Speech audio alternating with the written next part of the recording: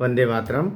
नमस्कार, जय श्री राम। मैं 3 दिन से प्रतीक्षा कर रहा था कि एक बार वक्फ संशोधित एक्ट पर जो सुप्रीम कोर्ट में तथाकथित इसका विरोध करने वाले लोग पिटिशन लगाई और 3 दिन की हीरिंग के बाद में अब लब्बो लुआब क्या दिखाई दे रहा है, अर्थात कोर्ट किस तरफ जाएगा, न्यायालय किस तरफ जाएगा, माननीय उच्चतम न्यायालय किधर जाएगा।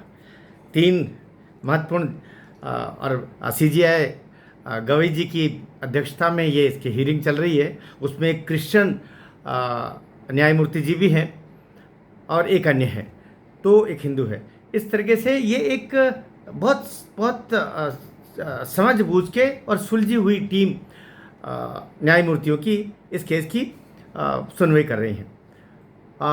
3 इसमें हमारे हमारे सभी के सुपरिचित तथाकथित जहाँ पर भी देश के खिलाफ कहीं काम हो रहा हो, और चाहे वो आतंकवादी हो, चाहे वो उग्रवादी हो, चाहे वो कानून का घनघोर उल्लंघन करने वाले हों, उनके लिए इन 2-3 में से कोई एक एडवोकेट होता है जो जाकर के और सुप्रीम कोर्ट में, सीधे सुप्रीम कोर्ट में इनके लिए वो वकालत करते हैं, इनको छुड़वाने का काम करते हैं, इनको दोष मुक्त कराने का काम करते हैं। रात के 2 बजे भी कोर्ट खुलवाना हो तो इन तीनों में से कोई न कोई अवश्य होता है।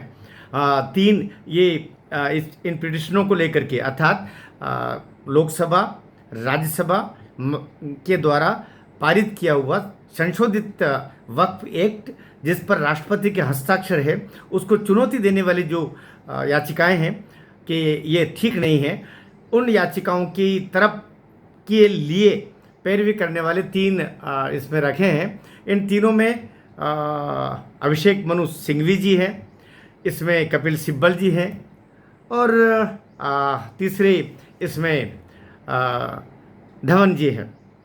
तो ये तीनों मिलकर के और इस केस को लड़ रहे हैं पिटिशनर की तरफ से, और इधर से धज्जियाँ उड़ाने के लिए हैं तुषार मेहता, सॉलिसिटर जनरल भारत सरकार। अब सिलसिलेवार थोड़ी सी हम बात कर रहे हैं किस तरीके से कपिल सिब्बल जी, अभिषेक मनु सिंघवी जी और धवन जी हवा में उड़ गए, जिसको बोलते हैं धज्जियाँ उड़ाना, जिसको बोलते हैं कोर्ट में परकचे उड़ा देना अपने तर्कों के द्वारा, वो तुषार मेहता जी ने किया भारत सरकार की तरफ से अपना पक्ष रखते हुए। होता क्या है? होता ये है कि जब आपके साथ सत्य का पक्ष हो, जब आपके साथ न्याय का पक्ष हो, जब आपके साथ धर्म का पक्ष हो, जब आपके साथ करोड़ों करोड़ परेशान लोगों की दुआएं साथ हो, तब आपके साथ कई शक्तियां आपके कंठ पर, आपके जीवा पर आकर के बैठ जाती है और वो आपको फिर लड़वाती है। तुषार मेहता के साथ भी यही हुआ। ये पुराने जो एक्ट था, वक्फ एक्ट, इस देश का कलंक कह सकते हैं, जिसके कारण से लाखों लोग अपनी ज़मीनें, अपने घर बार, अपने हिंदू क्या, ईसाई क्या, बौद्ध क्या, बौद्ध तो खैर हिंदू के ही अंग होते हैं, लेकिन ईसाई और हिंदू जो लाखों की संख्या में परेशान थे लोग बाग, जिनकी ज़मीनों पर जहाँ उंगली रख दी वही उनका, जहाँ उन्होंने रुमाल रख दिया वही ज़मीन उनकी, वो जहाँ उन्होंने हाथ रख दिया वही घर उनका। ये इस तरीके से पावर जो दिए हुए थे पुराने वक्फ एक्ट में, उसको समाप्त करते हुए इसको न्याय संगत बनाया गया, और न्याय संगत बनाते हुए जो जिसमें 1 करोड़ के लगभग तो उसमें बहुत सारी सलाहें आई थी, सुझाव आए थे, उन सब का लोकसभा ने पारित किया, संसदीय समिति ने उसमें डिस्कशंस किया और अंततः कानून बन के आया। लेकिन उसमें भी खामियां निकालने के लिए पहुंच गए, और खामियां जब निकालने के लिए तो 3 विषय पर इसको संक्षिप्त भी करना पड़ेगा ताकि बात भी पूरी आ जाए। 3 विशेषताएं, 3 बातों को लेकर के आपत्ति थी। पहली ये कि इसमें वक्फ बाय यूज़र, पुराने में तो ये था कि जो जिसने दे दिया वो उसकी संपत्ति है कि नहीं है तो भी वो उसकी, लेकिन अब वो वक्फ बाय यूज़र नहीं चलेगा, आपकी वो होनी चाहिए तभी आप दे सकते हैं। एक उदाहरण से समझ लीजिए, मैं किसी राधे श्याम की साइकिल से कहीं जा रहा हूं और मेरा मन हुआ कि इस साइकिल को मैं मोहनलाल को दे दूं, तो साइकिल तो राधे श्याम की थी, मैं कौन होता हूं मोहनलाल को देने वाला? ठीक यही बात थी, ज़मीन किसकी है, लेकिन वो यूज़ कर रहा था उस समय, उसने किसी और को दे दी, और अब वो वक्फ वाले कहते हैं कि नहीं ये तो यूज़र ने हमको दी है, ये अब हमारी। बस इससे समझ लीजिए। तो ये नए कानून में ये नहीं चलेगा। कईयों ने सरकारी ज़मीनें वक्फ के नाम पे दे दी, जो उसका अतिक्रमण करके बैठे हुए थे, और कह दिया अब ये हम इसको दान दे रहे हैं। तुम्हारी तो वो थी नहीं। तो आपकी संपत्ति, आपकी ज़मीन, आपकी दौलत जो आपकी नहीं है, उसको आपको देने का अधिकार नहीं है। और अगर दिया है तो वो अवैध है, उसको संबंधित व्यक्ति भी वापस लेगा, संबंधित सरकार भी वापस लेगी। ये नए कानून में विधान किया गया। इसी को तकलीफ है, इसी से वक्फ बाय यूज़र।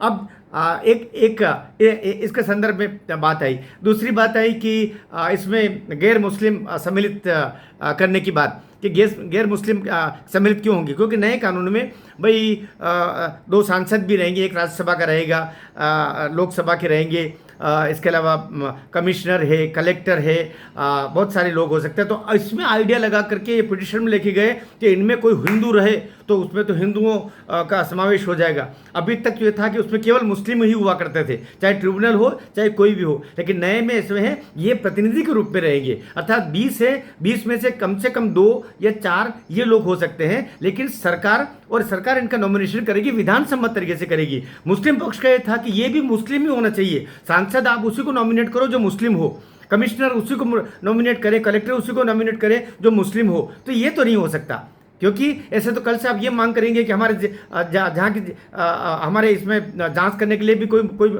मुस्लिम कलेक्टर ही आएगा, कोई मुस्लिम SDM ही आएगा। हमारा जो नियुक्त किया जाएगा, जो कोर्ट होगी आगे चल के, आपके ट्रिब्यूनल में जो फैसला नहीं हुआ तो जो कोर्ट में जो होगा वो जज भी मुस्लिम ही होना चाहिए। तो ये तो आपके शरीयत में चल सकता है, भारत के संविधान में नहीं चल सकता। बाबा साहब अम्बेडकर जी के संविधान में ये संभव नहीं है, आपको संविधान से चलना पड़ेगा। तो वक्फ बाय यूज़र, गैर हिंदुओं का उसमें प्रवेश 2, और तीसरा कलेक्टर उसकी जांच कर सकता है। तो कलेक्टर जब जांच करेगा तो कलेक्टर फिर इनकी पिटिशनर की तरफ से कि कलेक्टर जांच करेगा तो वो बोल देगा कि वो तो शासन का नुमाइंदा है, तो शासन का जैसा मन पड़ेगा वैसे उसको वो कर देंगे और हमारी वक्त पे ज़मीन चली जाएगी। लेकिन तुषार मेहता ने इन सारी चीज़ों को परखचे उड़ाते हुए बोला कि कलेक्टर शासन का नुमाइंदा होता है, लेकिन शासन भी संविधान से चलता है, इसलिए वो संविधान का ही प्रतिनिधि होता है। दूसरी बात, यदि उसके द्वारा कुछ गलत होता है तो आपके अपना ट्रिब्यूनल है, उसके बाद में न्यायालय है, जो पहले नहीं था। पहले तो न्यायालय के कोई मतलब नहीं था, दुनिया के न्यायालय को तुमने अरब सागर में डुबो के रख दिया था, अब न्यायालय भी तय करेगा। इसलिए ये तीनों बातें, एक तरीके से तीनों बातों को हवा में उड़ा दिया गया। और अब जो फैसला रिजर्व रखा गया है, खास तौर से 2 उल्लेख और मैं करना चाहूँगा, क्योंकि मैं सरलतम भाषा में समझाना चाह रहा हूँ, बताना चाह रहा हूँ। ये 2 चीज़ें थी इसमें खास तौर से कि इसमें 3D और 3E ये 2 अब समावेश किया गया। हो ये रहा था कि कुछ मुस्लिम लोग आदिवासी लड़कियों से शादी करके, महिलाओं से शादी करके, और फिर उनकी ज़मीन को वो वक्फ कर दिया करते थे। तो अब ये कर दिया गया कि आप मुस्लिम ही होने चाहिए और कम से कम 5 साल तक मुस्लिम होने चाहिए। आदिवासी की किसी की ज़मीन वक्फ नहीं की जा सकती है नए वाले में। ये इसका जो बनाया गया है ट्राइबल्स के लिए 3E, कि किसी भी आदिवासी की ज़मीन वक्फ नहीं की जा सकती है, सीधी बात। तो दूसरा इसमें कि जो ASI मतलब जो पुरातत्व संरक्षण विभाग जो जहाँ पर देखभाल करता है, वहाँ पर उन्होंने कहा कि फिर वो तो वक्फ की संपत्ति रहेगी नहीं। तो तुषार मेहता ने कहा कि वहाँ पूजा तो कर सकते हैं आप। मैं खजुराहो बोले इसका ASI द्वारा संरक्षित है, लेकिन वहाँ मंदिर है, सब पूजा करने जाते हैं। तो आपको अपनी इबादत करना है कि आपको उस पर अधिकार जमाना है, तो ये नहीं हो सकता है। इसलिए तुषार मेहता ने उसकी भी धज्जियाँ उड़ाई। इसके अतिरिक्त भी ये जो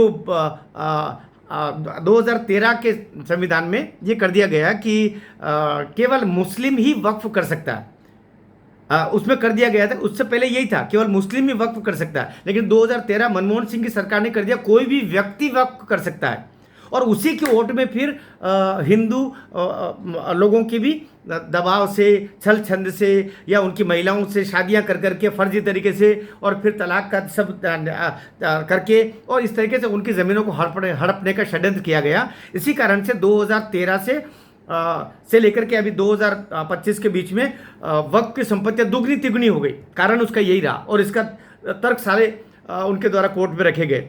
तो इसलिए 3E और 3D को पर्याप्त दबाव के साथ में रखा गया। फिर अभिषेक मनु सिंघवी और कपिल सिब्बल जी, इन दोनों ने ये प्रयास किया था कि समग्र में पूरा सुना जाए। तुषार मेहता जी ने कहा कि 3 मुद्दे जो प्रमुख है ना, वो तेरे वक्फ बाय यूज़र, अन्य धर्म के लोगों का इसमें एंट्री और कलेक्टर के द्वारा जांच, ये 3 पर ही केंद्रित होगा। क्योंकि पिछले हीरिंग में जब सीजीआई थे तो ये इन्हीं 3 पर विषय था और इनमें कोई भी अंतरिम आदेश नहीं दिया जाए, इन 3 पर सुनवाई करके और दिया जाए। फिर तुषार मेहता ने जोर देके कहा, लोकसभा, राज्यसभा, 1 करोड़ रायशुमारी, संसदीय समिति, राष्ट्रपति के हस्ताक्षर, उसके बाद में यह आपके पास में आया है। इस पर न तो अंतरिम आदेश दिया जाना चाहिए और स्टे भी इस पर दिया जाना, ये न्याय के, संविधान के भी खिलाफ होगा। और इन बातों को जब सुना तो सुनने के बाद में सीजीआई गवई जी, जो बहुत सुलझे हुए व्यक्ति हैं, उन्होंने कहा कपिल सिब्बल को, देखिए हम पर भी बहुत दबाव है और आप पर भी बहुत दबाव है। अर्थात अब वो जो पुराने ज़मानों में सुप्रीम कोर्ट को दबाव में लेकर के और फैसले करवा दिया करते थे, अब नहीं चलेगा। हमारे पर करोड़ों निगाहें देख रही है कि हम क्या फैसला करते हैं, इसलिए हमको संविधान सम्मत करना पड़ेगा और लोकतंत्र के मंदिर से जो चुने हुए प्रतिनिधियों के द्वारा जो निर्णय करके यहाँ तक भेजा गया है, हमें उसको मानना पड़ेगा। ये संकेत कर दिया, अब फैसला रिजर्व है और रिजर्व फैसले में क्या रिजर्व होगा आप हम समझ सकते हैं कि जिस तरीके से पहले 3 किसान कानूनों को वापस कर दिया गया है और सरकार ने भी थोड़ा बहुत उस पर बहुत नरमी बरत ली थी, लेकिन इस दफे सरकार तुषार मेहता जी के वक्तव्यों से स्पष्ट है कि बहुत ज़बरदस्त तरीके से पूरी तैयारी के साथ में है। और इसलिए इस कानून में जो वक्फ एक्ट, संशोधित एक्ट है, इसमें टस से मस अब कोर्ट होने वाला नहीं है, यथावत ये लागू होगा। एक आध कोई कोना कचारा में कुछ हो गया, क्योंकि अब इस पर न तो स्टे है और इसीलिए कई सारे अतिक्रमण यूपी में क्या, झारखंड में क्या, बिहार में क्या, बाकी प्रदेशों में भी, गुजरात में क्या, बुलडोजर चल रहे हैं। जहाँ आपने गलत किया तो निपटा दिए जाएंगे। इसलिए जो होगा सही होगा। मैं ये कह सकता हूँ कि तुषार मेहता ने जंगल के शेर की तरह कार्य किया है। और जब आपके साथ सत्य का पक्ष हो, जब लोगों की दुआएं आपके साथ में हो, जब आपसे अपेक्षा की जाती हो कि हमारे साथ न्याय करना, तब तुषार मेहता के कंठ पर भी सरस्वती बैठी और उन्होंने जय जयकार कर दिया। भारत माता की जय।